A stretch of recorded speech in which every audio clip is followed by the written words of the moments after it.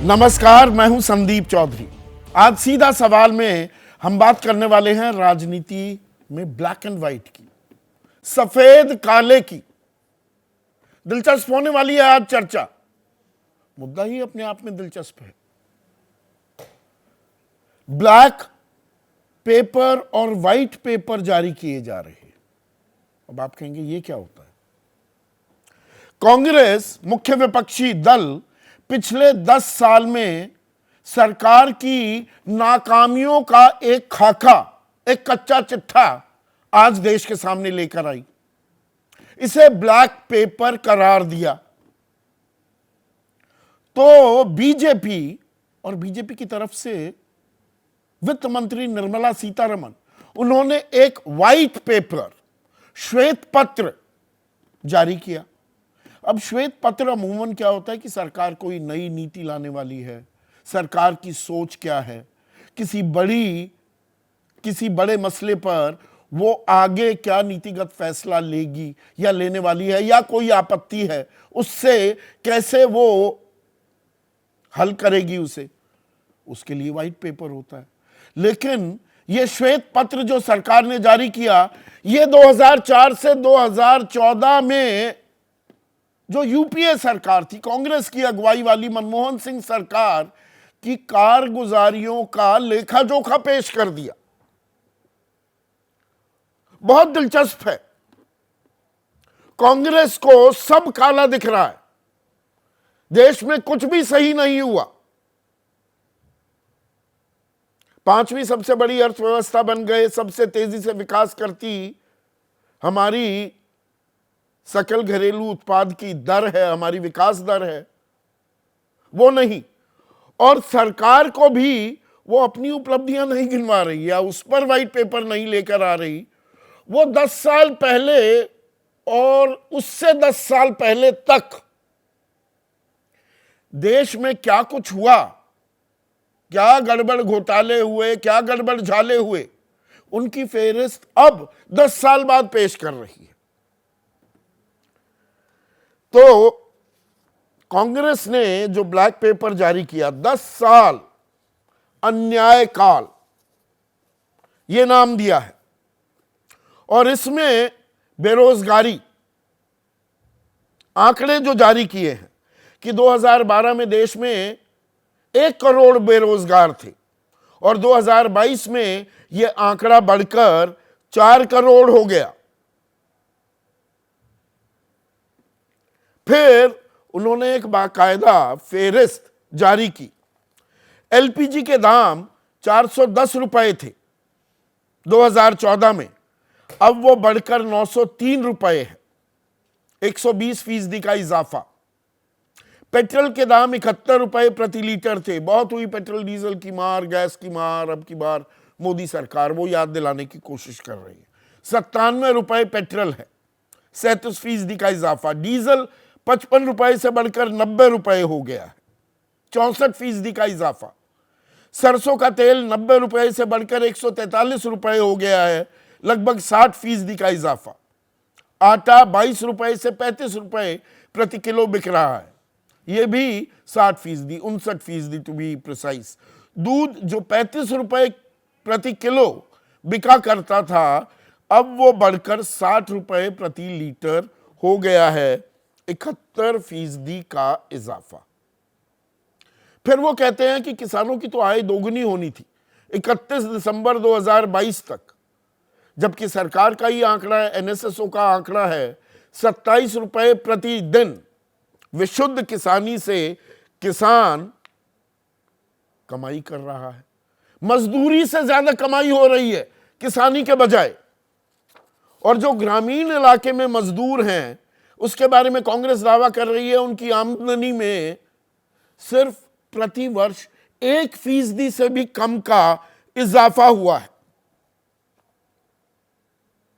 और फिर कहते हैं कि 48% जो जुर्म है, क्राइम अगेंस्ट एससीज एंड एसटीज, जो दलित और अनुसूचित जाति जनजाति के जो लोग हैं, उनके खिलाफ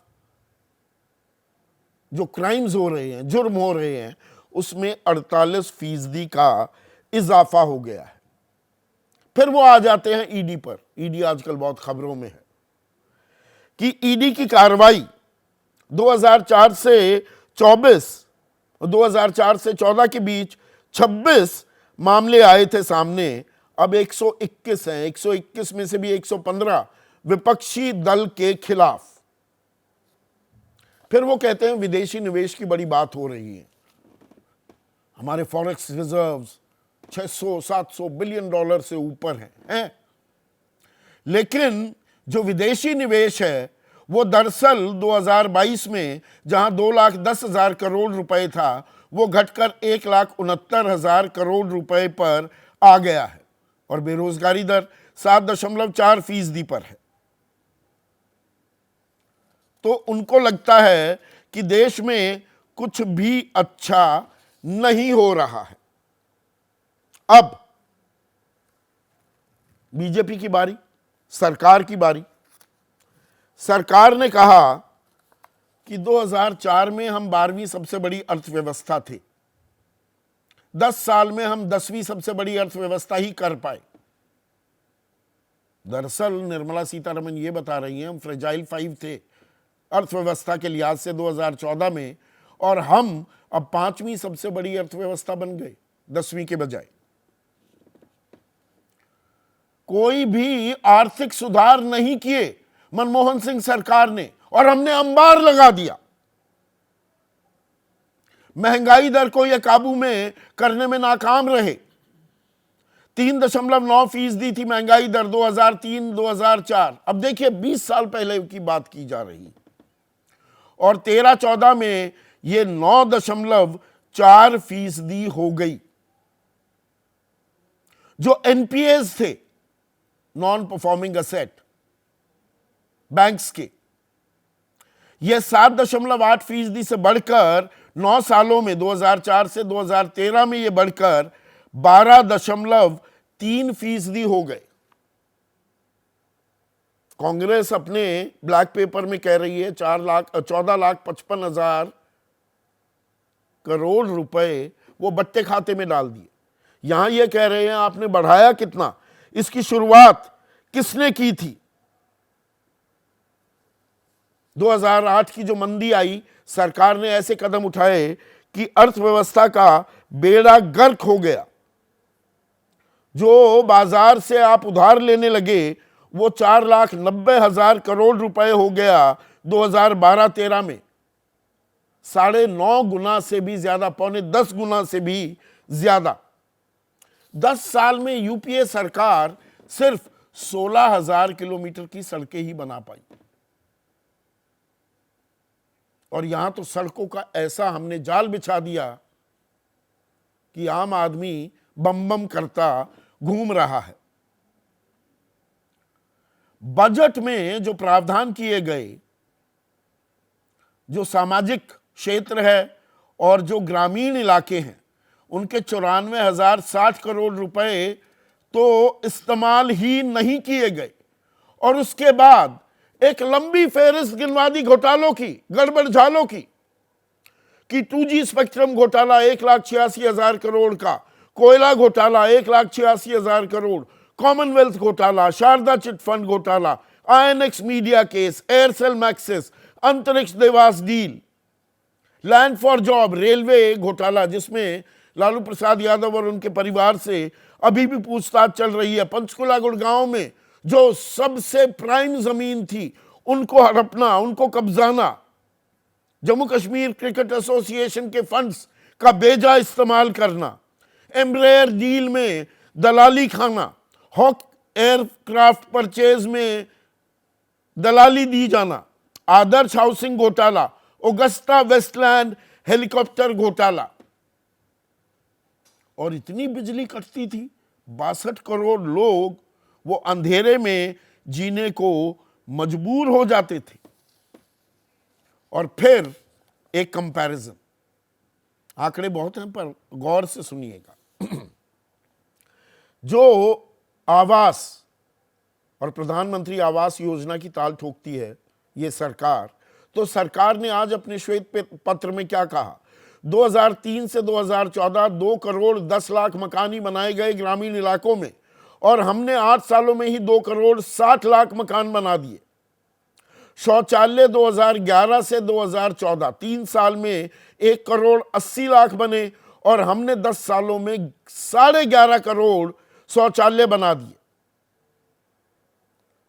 जो असंगठित क्षेत्र है, वहां जो लोग, हमारे ही लोग काम कर रहे हैं, उनको पेंशन देने का जो प्रावधान है, यूपीए ने 3 सालों में 2011 से 14 में 36,40,000 लोगों को लाभार्थी बनाया, तो सरकार ने, मौजूदा सरकार ने 6 करोड़ 10 लाख लोगों को 2005 से 2012 10 करोड़ 30 लाख खाते ही खोले गए, और इस सरकार ने 51 करोड़ 60 लाख खाते खोल दिए। बिजली पहुंचाई गई ग्रामीण इलाकों में, घरों में।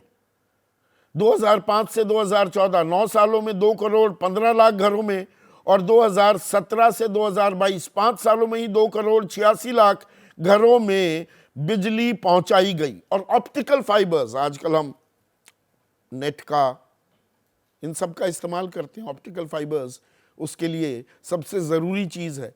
2011 से 14 के बीच 6,577 किलोमीटर ही ऑप्टिकल फाइबर्स बिछाए गए, जबकि 2015 से 2023, यहां पर साल 8 हैं, पर 6,80,000 किलोमीटर में ऑप्टिकल फाइबर बिछा दिए गए। और मैटरनिटी, जो मातृत्व में जा रही हैं हमारी बहनें, गरीब, लगभग 10 लाख को फायदा मिला 2010 से 2013 में, और 2017 से 2023 के बीच ये आंकड़ा 3.5 करोड़ से ऊपर पहुंच गया। और कैपिटल एक्सपेंडिचर, मतलब जो आधारभूत ढांचा है, उसमें निवेश की बात की जाए तो ये निवेश 5 गुना बढ़ा 2013-14 से 2023-24 के बीच। अब ये आंकड़े इतने हो गए कि आप थोड़े कंफ्यूज हुए होंगे, पर सवाल है इस ब्लैक एंड वाइट में जो ये फाइट हो रही है, किसका पलड़ा भारी है। वैसे जीडीपी की बात जो होती है कि हमारी विकास दर दुनिया में सबसे तेजी से बढ़ती विकास दर है, तो कांग्रेस ने जीडीपी का भी एक अपना तर्जुमा किया है। जी, जिसे ग्रॉस डोमेस्टिक प्रोडक्ट कहते हैं, जीडीपी को, जी फॉर गवर्नमेंट इंट्रूजन, की हर जगह सरकार अपनी नाक घुसेड़ रही है। डी फॉर डेमोक्रेटिक बिट्रेयल, प्रजातांत्रिक विश्वासघात, और पी फॉर पॉवर्टी कंटिन्यूइंग, गरीबी जारी है।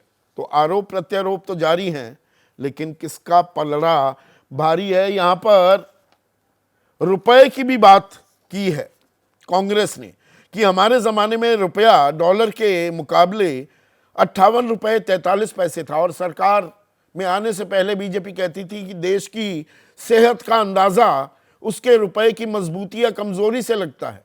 58 रुपये पर कमज़ोर लगता था, आज की तारीख में 82 रुपये 98 पैसे, 83 रुपये पर रुपया है, और ये भी गवर्नमेंट इंटरवेंशन के बाद। तो ऐसे में आज का सीधा सवाल, 24 की फाइट, राजनीति में ब्लैक एंड व्हाइट और काला सफेद का झगड़ा, किसका दावा कितना तगड़ा। चर्चा में मेरे साथ राष्ट्रीय स्वयंसेवक संघ से जुड़े हैं, बीजेपी के समर्थक हैं, राजनीतिक विश्लेषक भी हैं, प्रोफेसर संगीत रागी, कांग्रेस की राष्ट्रीय प्रवक्ता रागिनी नायक, जेडीयू जो अब एनडीए का हिस्सा बन गया है, उनके युवा चेहरा और राष्ट्रीय प्रवक्ता अभिषेक झा, समाजवादी पार्टी के राष्ट्रीय प्रवक्ता घनश्याम तिवारी, इनको मैं जीएसटी बोलता हूं, तो जीएसटी की भी चर्चा होगी, गुड्स एंड सर्विसेज टैक्स की। जाने माने अर्थशास्त्री सीए भी हैं, बही खाता भली भांति बांचना जानते हैं शरद कोहली, और वरिष्ठ पत्रकार दिबांग भी इस चर्चा में जुड़ चुके हैं। तो संगीत, व्हाइट पेपर, श्वेत पत्र तो सरकार अपनी कुछ नीतियों को लेकर, आगे की दिशा को लेकर जारी करती है। 10 साल पुराने गड़े मुर्दे उखाड़ने लगे, ऐसी नौबत क्यों आ गई? नहीं, श्वेत पत्र का मतलब सिर्फ ये नहीं होता है संदीप कि अमूमन तो यही होता है। नहीं, देखिए श्वेत पत्र जो है वो मुझे लगता है कि जो किन्सियन इकोनॉमिक्स यहाँ पर इकोनॉमिस्ट बैठे हुए हैं, मुझे लगता है वो रिसेशन के समय वो 1921-22 के आसपास आया था और ये ब्रिटेन से शुरुआत हुई है मूलतः 1928 में हुई थी रिसेशन। मुझे लगता है कि दूसरे दशक के ग्रेट डिप्रेशन 1928 से पता है मुझे, मैं थोड़ी इकोनॉमिक्स पढ़ी है। फर्स्ट वर्ल्ड वॉर के इमीडिएटली ये सब चीज़ें शुरू हो गई थी। तो उसमें मूलतः ये होता है कि जो वस्तु स्थिति है क्या है, हम उसके बारे में बात करते हैं कि क्या वस्तु स्थिति है। तो 2004 से 2014 के बीच देश का कितना बेड़ा गर्क हुआ, आपकी बात माने तो वो 15, 16, 17, 18 में कभी कर देते, 24 में आके जारी कर रहे हैं। देखो संदीप देखिए, पिछले 10 साल से कांग्रेस पार्टी ये एक नैरेटिव विमर्श खड़ा करने की कोशिश कर रही थी कि भाई देखिए ये पिछला 10 साल जो है वो नरेंद्र मोदी का है वो महा बेकार गया है। और जब आप ऐसी बातें करते हैं कि कुछ भी नहीं हो रहा है, बेरोजगारी सबसे ऊंची दर पे, कुछ भी हो ही नहीं रहा, तो ये राजनीतिक जुगाली होती है और आप इसे राजनीतिक तुकबंदी के तौर पर आप कह सकते हैं। लेकिन कोई भी अच्छा, ये राजनीतिक जुगाली कर रहे हैं, बीजेपी क्या कर रही है? ओहो, मुझे अपनी पूरी बात तो खत्म करने दो। बोलिए। ये कोई भी करे, कोई भी पॉलिटिकल पार्टी जब यदि दूसरे पॉलिटिकल पार्टी के लिए कहती है कि ये कुछ भी नहीं कर रहा है, ये बेकार है, ये सब, तो इसका मतलब है, प्रधानमंत्री ने अभी कई बार संसद के पटल पर यह कहा है कि भाई जितने भी प्रधानमंत्री हैं सबका इस देश के लिए कंट्रीब्यूशन है। तो एक ढंग से भारतीय जनता पार्टी ने कांग्रेस के और विपक्षी के नैरेटिव को खत्म करने की कोशिश की है। देखिए वो अच्छी तरीके से जानते हैं कि राम मंदिर का विकेट बहुत मजबूत विकेट है, लेकिन साथ ही जो ये कांग्रेस एक खोखला दावा कर रही थी कि तो 10 साल पुरानी बातें याद दिलाने की दरकार होगी। ओहो, तो विपक्षी को आप क्या करेंगे? उसकी प्रशंसा करने के लिए बैठेंगे? जब आपकी कमियां आपको दिखेंगी कि भाई डबल डिजिट में महंगाई थी आपके समय, हमारे यहाँ सिंगल डिजिट में महंगाई 4.5, 4.7, 5.4, सुनिए 6.5 पिछले साल की नहीं अरे भाई फैक्ट चेक कर रहा हूँ, मैं फैक्ट चेक कर रहा हूँ। 2023 में 12 में से 11 महीने 6% से ऊपर रही महंगाई दर, जो लक्ष्मण रेखा है आरबीआई की। आपकी बात मान भी लूं तो एवरेज जो इन्फ्लेशन था यूपीए के समय वो उस समय डबल डिजिट में था। वो कम से कम कह सकती है सरकार कि हम उससे बेहतर 410 रुपए का सिलेंडर था, वो 903 रुपए है यार। 71 रुपए का पेट्रोल था, वो 97 रुपए है। डीजल 55 रुपए था, वो 90 रुपए है। संदीप, जब भारतीय जनता पार्टी की सरकार थी ना, जब हम नौकरी ज्वाइन किए थे तो 18 रुपए का पेट्रोल होता था। तब मैं जाकर कि ये कहूं कि कांग्रेस पार्टी के समय 70 रुपए का पेट्रोल, जब आप इन्फ्लेशन होता है नहीं, सरकार दावा ये कर रही थी ना, नारा बुलंद कर रही थी, बहुत हुई पेट्रोल डीजल की मार, बहुत हुई रसोई गैस की मार। भाई तो ये मार तो बढ़ गई। आप तो ऐसे मान करके चल रहे हैं, हम केमिस्ट्री में हम H2+O2 ये करते हैं तो 2H2O बोलते हैं, और फिर हम बोलते हैं कि pressure and temperature remains constant. तो जब हम प्राइस का वैल्यूएशन करते हैं तो हम ये भूल जाते हैं कि आपकी आर्थिक स्थिति में भी सुधार हुआ है। कमेंसुरेटिव और रिलेटिव ग्रोथ के बारे में बात हम करते हैं कि भाई आप कल ये भी तो लोग कहेगा कि आपका पर कैपिटा इनकम क्या था। पर कैपिटा इनकम यदि दुगनी हो जाती है, हमारी उस समय सैलरी कितनी थी? 69,000 सैलरी थी, आज 3.5 लाख रुपए सैलरी हो गई है। तो हम कह सकते हैं ना कि भाई आज हम कहें कि नहीं मुझे तो 18 रुपए पर पेट्रोल चाहिए या 400 रुपए पर सिलेंडर चाहिए, तो ये बेतुकी बयान होता है। तो मतलब वो नारे थे, बस जुमला था। नहीं, मैंने ये नहीं 16 बार एक्साइज ड्यूटी बढ़ाई गई। मैंने जो बढ़ाई गई हो, मैं तो कोई बड़ा अर्थशास्त्री नहीं हूं, मैं तो राजनीतिक विश्लेषक के तौर पर ये मैं बात कर रहा हूं कि अर्थशास्त्री बेहतर तरीके से इसका व्याख्यान करेंगे। लेकिन मैं जो एक परसेप्शन जो बनाने की कोशिश कांग्रेस पार्टी की, दुर्भाग्य से उस परसेप्शन को जनता ने बाई नहीं किया और नतीजा है कि कांग्रेस पार्टी सारे चुनाव पिटती गई। राहुल गांधी दोबारा से याद दिलाया जा रहा है। नहीं, भारतीय जनता पार्टी उनको याद दिला रही थी कि ये कितनी भ्रष्ट सरकार रही है। एक के बाद जो कांग्रेस पार्टी का जो द्वितीय काल था, यूपीए का काल, वो घोटालों की सरकार थी। तो स्वाभाविक है कि आपकी कमियां क्या होगी, विपक्ष सरकार तो गिनाना चाहेगी और वही काम कर रही है सरकार। रागिनी, मतलब किसियानी बिल्ली खंबा नोचे, आपको हर चीज में काला काला ही दिखाई देता है। पांचवी सबसे बड़ी अर्थव्यवस्था बन गए, सबसे तेजी से दौड़ती अर्थव्यवस्था है हम, और आप यहां ब्लैक पेपर लेकर आए, 10 साल अन्याय का काल। संदीप जी, ऐसा है कि मोदी राज के पिछले लगभग 10 साल में, यानी कि अन्याय काल में, अर्थव्यवस्था बंटाधार, महंगाई की भरमार, बेरोजगारी अपरंपार, महिलाओं की अस्मिता तार तार, दलित पिछड़े अल्पसंख्यकों का जीना दुश्वार, किसान आत्महत्या को लाचार, सीमा पर लगातार घुसपैठ और प्रहार, क्षीण हो रहे संवैधानिक अधिकार, झूठ और जुमलों की बौछार, इस पर क्या श्वेत पत्र लाएगी मोदी सरकार? यही बात आज कांग्रेस पार्टी नहीं, ने अच्छी कही है। कविता तो आपने देखिए, पढ़ दी, मेरे सवाल का जवाब नहीं दिया।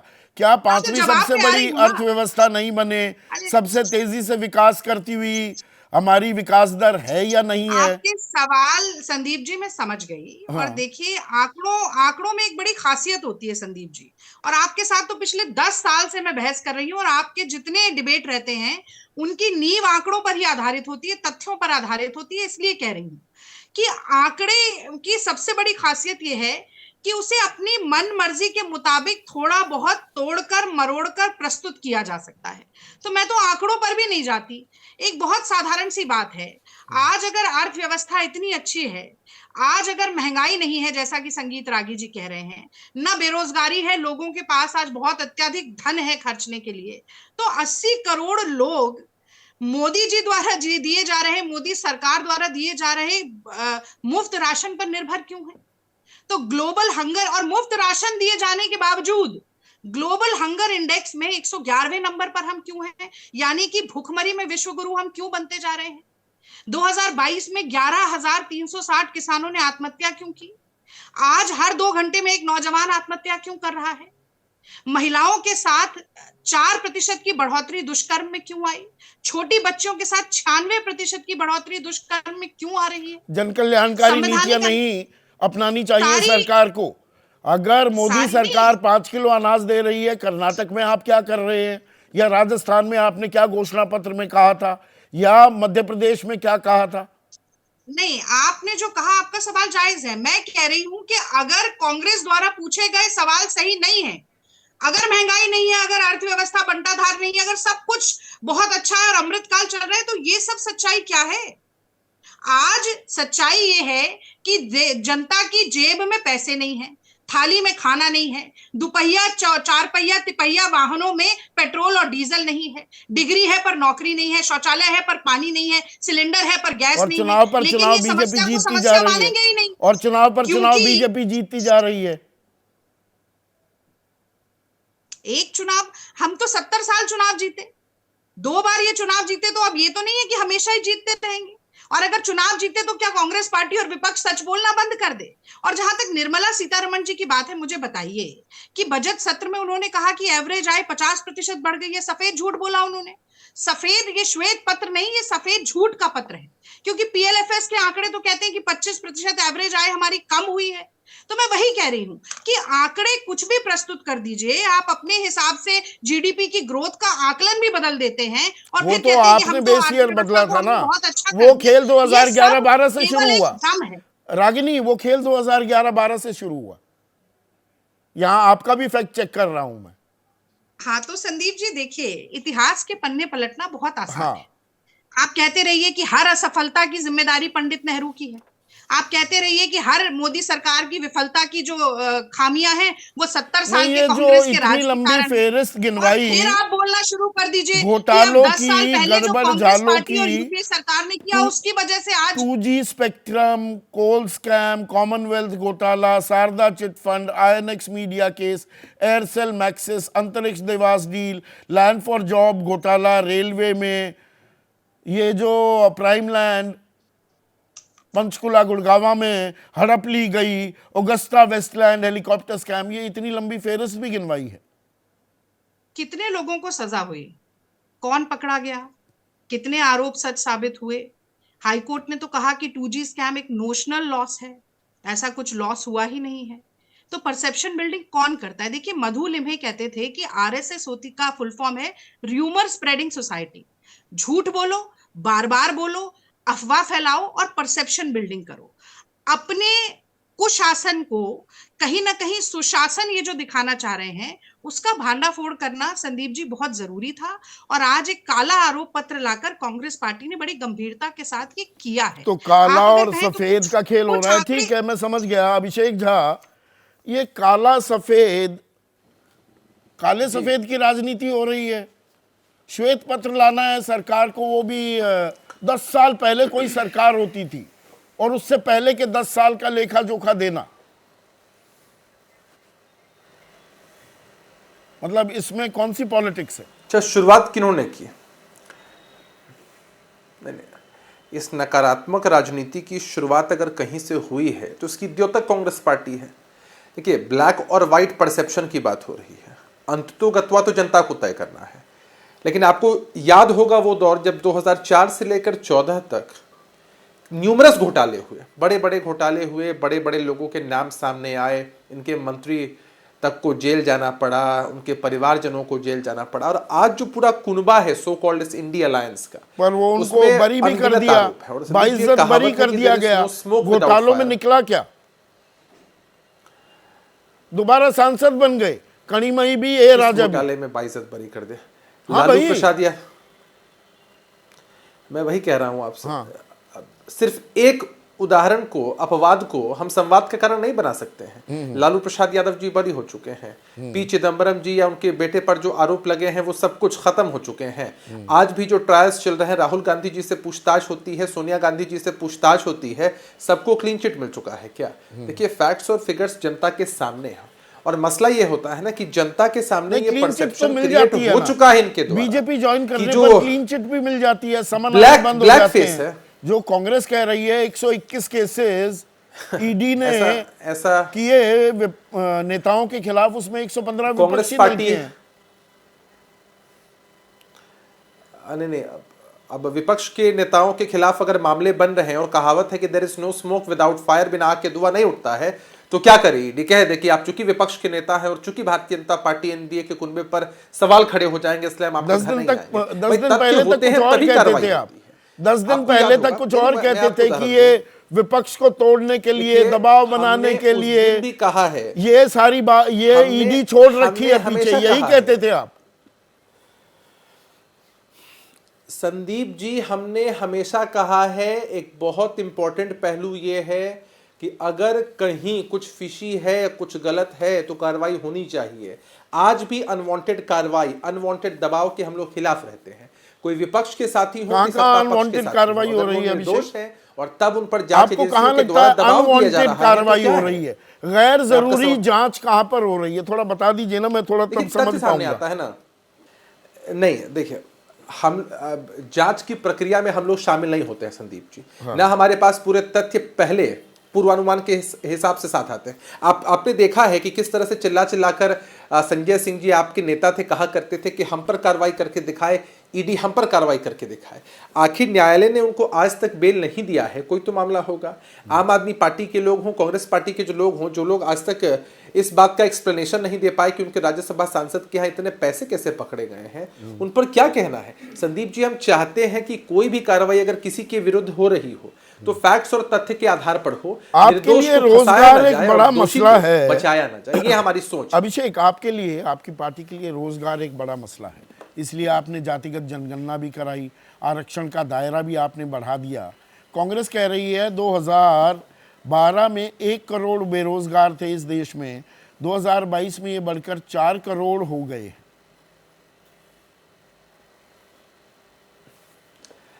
संदीप जी, अगर हमारी पार्टी ने बेरोजगारी को मुद्दा बनाया तो उसको लेकर काम भी किया। आपने देखा कि किस तरह से इतने बड़े पैमाने पर नहीं, शिक्षकों आपने की काम नियुक्ति किया, होती है, केंद्र different सरकार ने भी departments काम में vacancies किया, में, उन पर नहीं या जाऊंगा, ताल बहुत ठोक, समय लगेगा। ताल ज्यादा मैं- ठोकी, मैं- रोजगार सृजन नहीं हो पाया। मेरी बात मैं कंप्लीट कर लूं, अपनी बात। जैसे मैंने अपनी पार्टी की बात, अपने गठबंधन की बात आपके सामने रखी, केंद्र सरकार की बात भाजपा के लोग बहुत बेहतर तरीके से रखते हैं। मैं सवाल ये पूछना चाहता हूं कांग्रेस पार्टी के साथियों से, या जवाब देना चाहता हूं उनको, कि अगर सचमुच वो लोग भी इस बात को लेकर संवेदनशील होते कि बेरोजगारी मिटनी चाहिए, रोजगार के अवसर पैदा होने चाहिए। कांग्रेस शासित किस प्रदेश में आपने देखा है कि बिहार मॉडल लागू हुआ है? किस प्रदेश में ये आंकड़े दे सकते हैं कि वहां की इनकी प्रदेश की सरकार ने इतनी नौकरियां दी? मसला ये है कि आरोप प्रत्यारोप की राजनीति से हमें ऊपर उठना पड़ेगा। भ्रष्टाचार ये पर फेयर चोट पॉइंट करनी, है आपका बेरोजगारी पर चोट करनी। अभिषेक, ये तो फेयर एक पॉइंट common है। effort है हर घनश्याम किसी तिवारी, का। सिर्फ ये आरोप लगा देना, काला चिट्ठा हम खोल रहे हैं, काला पत्र हमने जारी कर दिया, खुद करके क्या दिखा रहे हो? विपक्ष ने कोई ऐसी नजीर पेश की है क्या? आरोप लगाना तो बड़ा आसान है, शूट एंड स्कूट है। नमस्कार संदीप जी। नमस्कार संदीप जी, आपको, दर्शकों और को पैनलिस्ट को, और आपके इस चर्चा का पहली बार मैं हिस्सा बन रहा हूं इस चैनल पर। 3 बातें महत्वपूर्ण हैं। ये जो आंकड़ों की कलाबाजी हो रही है, जैसे भारतीय जनता पार्टी आंकड़ों और झूठ की कलाबाजी में, अब तो पार्टियों की कलाबाजी में भी माहिर है। कल कोई पार्टी कहीं खड़ी है, आज कहीं और खड़ी है, मुख्यमंत्री को हटाने के लिए उन्हें जेल भेजने का प्रयास किया जाता है। तो भारतीय जनता पार्टी के हथगंडे बिहार में दिखाई देते हैं, चंडीगढ़ मेयर चुनाव में दिखाई देते हैं, झारखंड में दिखाई देते हैं। हर रोज मेरे ख्याल से शकुनी का वो ट्रैक रिकॉर्ड नहीं होगा जो भारतीय जनता पार्टी के मॉडर्न डे मुद्दे पर रहते हैं ना, खैर छोड़िए। जो आम लोग, आप दर्शक, हाँ मुद्दे पे आ रहा हूं। हाँ। जो आम दर्शक आपका ये शो देख रहा है, उसे ये 2-3 चीजें सोचनी चाहिए। इन आंकड़ों के नीचे क्या दबा हुआ है? जो भारतीय जनता पार्टी 70 साल कहती है, ये दबा हुआ है कि 70 साल में सिलेंडर की जितनी कीमत हुई, उतनी ही कीमत इन 10 सालों में बढ़ी। 70 साल में जितनी हुई थी, ये दबा हुआ है कि 70 साल में पेट्रोल जहां तक पहुंचा, लगभग उतना ही 10 सालों में इन्होंने बढ़ा दिया।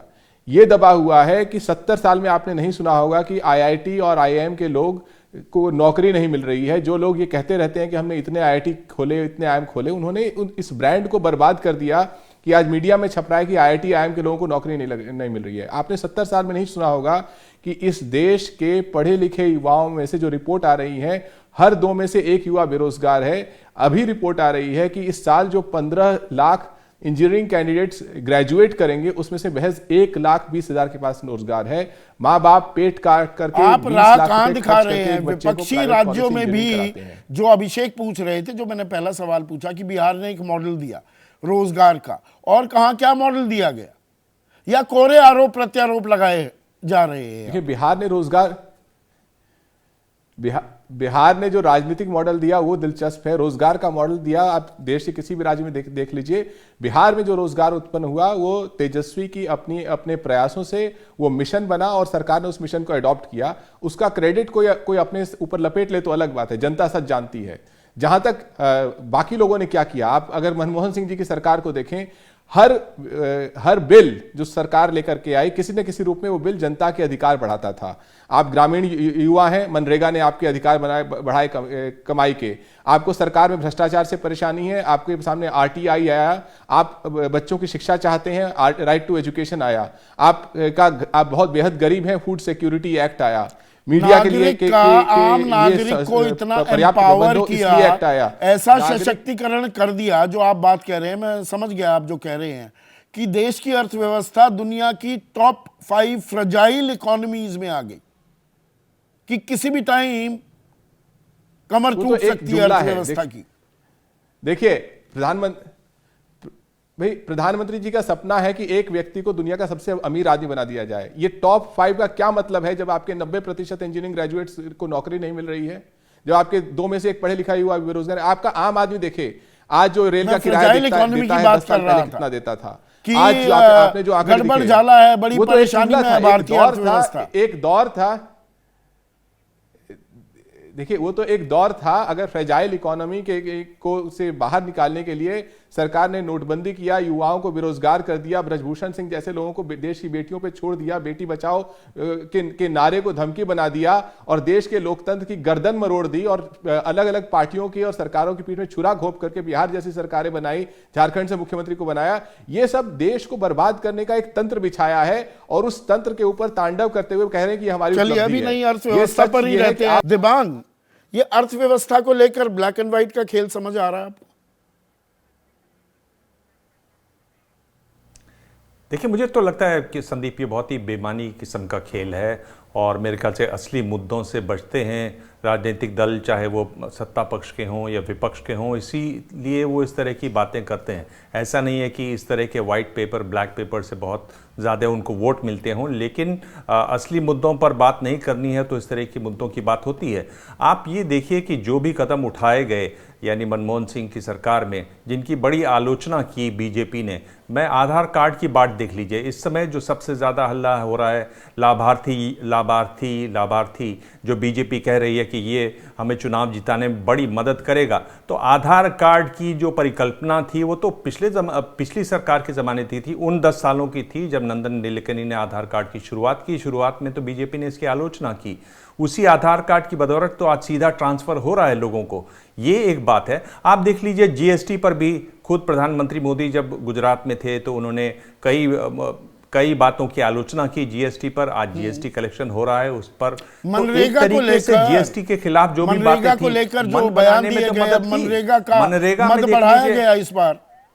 बिल्कुल मनरेगा, जी हाँ, मनरेगा ही नहीं, ये कहा जाता था कि झोला छाप लोगों की एक कमेटी है, वो तरह तरह के प्रोग्राम बनाती है, वो सुपर सरकार है।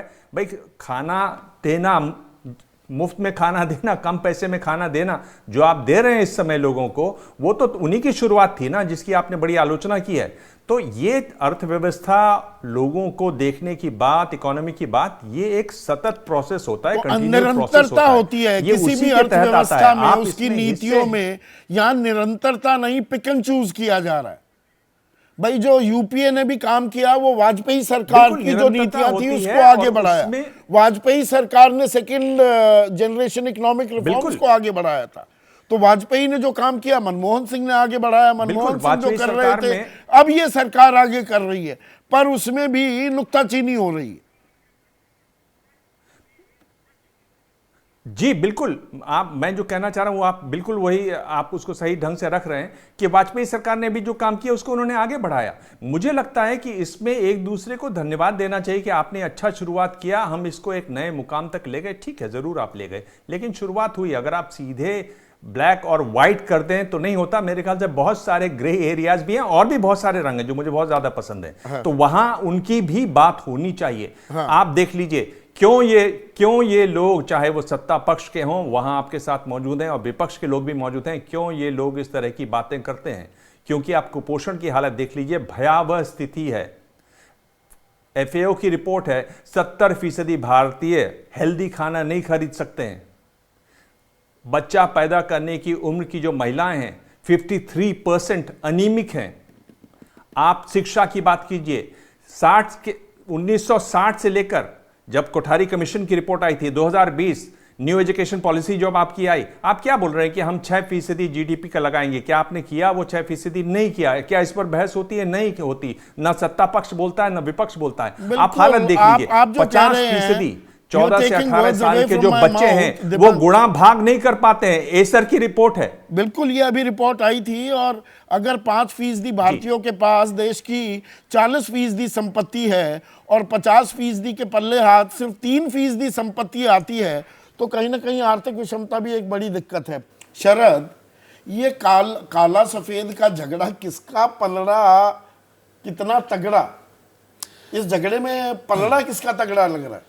देखिए संदीप, ये जो काला सफ़ेद का झगड़ा है, ये जो आंकड़े हैं पिछले 10 साल के और इस 10 साल के, तो 10 साल का वो आपने पहले सवाल पूछा था कि अब 10 साल बाद गड़े मुर्दे उखाड़ने की क्या ज़रूरत थी, तो वो 10 साल वर्सेस 10 साल करना था। 10 साल वर्सेस 9 नहीं हो सकता था, 10 साल वर्सेस 8 नहीं, 7 नहीं, 1 नहीं। उसमें भी आंकड़े जो पेश किए गए, कहीं 3 साल बनाम 7 साल, कहीं 5 साल बनाम 10 साल। हाँ, मतलब वो एक पीरियड पूरा होने की वेट हो रही थी, पहली बात। दूसरा, मुझे लगता है कि ये इकोनॉमी को जब देखते हैं तो एक परसेप्शन होती है कि आप कैसे देख रहे हैं। हाँ। तो उसमें परसेप्शन में आपको 2 चीजें देखनी होती है। एक तो आपको रिलेटिव टर्म्स में देखना पड़ता है कि आप इसको एब्सोल्यूट टर्म्स में नहीं देख सकते। मतलब आप सीधा सीधा ये आंकड़ा इतना था और ये आंकड़ा इतना था, बहुत सारे आंकड़े सीधे सीधे नहीं देखे जा सकते, पहली बात। दूसरी बात, आप उसको परसीव कैसे करते हैं। अब मैं, जो लोग यहां से विदेश ट्रैवल करते हैं, आप भी करते होंगे, बहुत सारे हमारे पैनलिस्ट और दर्शक करते होंगे, तो एक भारतीय को जो वहां पर संदीप इज्जत पहले मिलती थी, मैं खुद इसका भुक्त भोगी हूं, तो इसलिए you are hearing from the horse's mouth.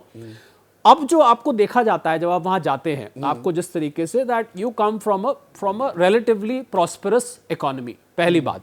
दूसरी बात, एक सीईओ, मैं आंकड़ों में नहीं जाता, आंकड़े तो आपने रखे, मेरे पास भी बहुत सारे, बहुत लंबी नहीं, फेहरिस्त है। काला सूट गुलाबी अखबार, इंडिया और भारत में बड़ा फर्क है। नहीं, मैं इंडिया भारत की मैं आपको एक परसेप्शन दे रहा हूं। फिर आपने काला सूट गुलाबी अखबार की बात करी, तो सीईओस की सर्वे आई एक, मैं उसी पर रुक जाता हूं।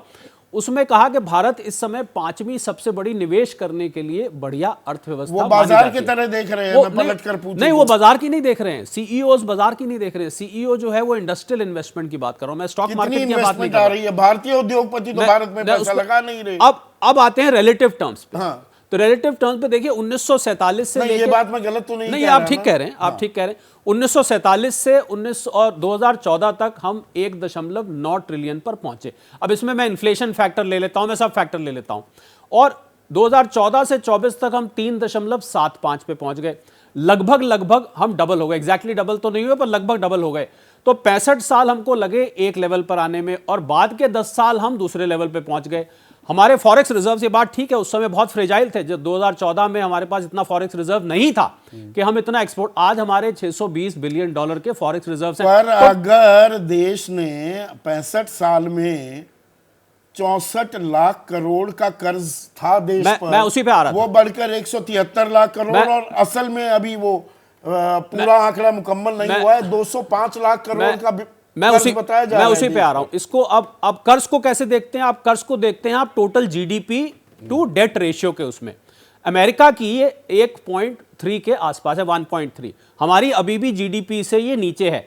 तो मुझे लग रहा है वो पैसा अगर इंफ्रास्ट्रक्चर 81% कह रहा है debt to 81% GDP है, ratio। हाँ, तो IMF 81% कह रहा है 100% पर जा सकता है, बड़ा डेट ट्रैप में फंस सकते हैं। अमेरिका में संदीप ये 100% से भी ऊपर है। और अगर वो सारा पैसा इंफ्रास्ट्रक्चर डेवलपमेंट में लगा, आप जिन सड़कों पर आप चलते हैं, तो मुझे लग रहा है वो पैसे का इस्तेमाल अगर ठीक हुआ है। देखिए बात इस्तेमाल की है, क्योंकि आप घोटालों की बात कर रहे थे। का नहीं है, दिबांग जो कह रहे हैं ग्रे एरियाज भी होते हैं और एक निरंतरता होती है। पर एक चीज जो आप मुझे इजाजत दे तो मैं जोड़ना चाहूंगा। मुझे लगता है कि 10 में से 10 को गलत नहीं ठहराना चाहिए, उससे ऑपोजिशन की क्रेडिबिलिटी पर प्रश्न चिन्ह लग जाता है। और सरकार की क्रेडिबिलिटी पर 10 साल पुरानी बातें जब गिनवाती है, हाँ, तो फिर वो तो क्रेडिबिलिटी वर्सेस क्रेडिबिलिटी आ जाती है। तो लोग आज के टाइम में उसको देखने लगते हैं। लोग 10 साल पहले जाके नहीं देखते, आज मेरे ऊपर क्या बीत रहा है उस पर देखने लगते हैं। मुझे लग रहा है हर चीज को अगर क्रिटिसाइज किया जाएगा तो उससे उसकी तो क्रेडिबिलिटी हर समाप्त हो चीज, जाती है। पहली बात तो ब्लैक एंड व्हाइट नहीं होती है जिंदगी में, कुछ ब्लैक एंड व्हाइट नहीं होता, बहुत से ग्रे एरियाज होते हैं। अर्थव्यवस्था को लेकर एक निरंतरता भी होती है, लेकिन राजनीतिक तकाजा है, चुनावी साल है, तो वो खाके खींचे जा रहे हैं। अब दावे किए जा रहे हैं, दावा किसका किस पर भारी पड़ेगा आने वाला वक्त बताएगा।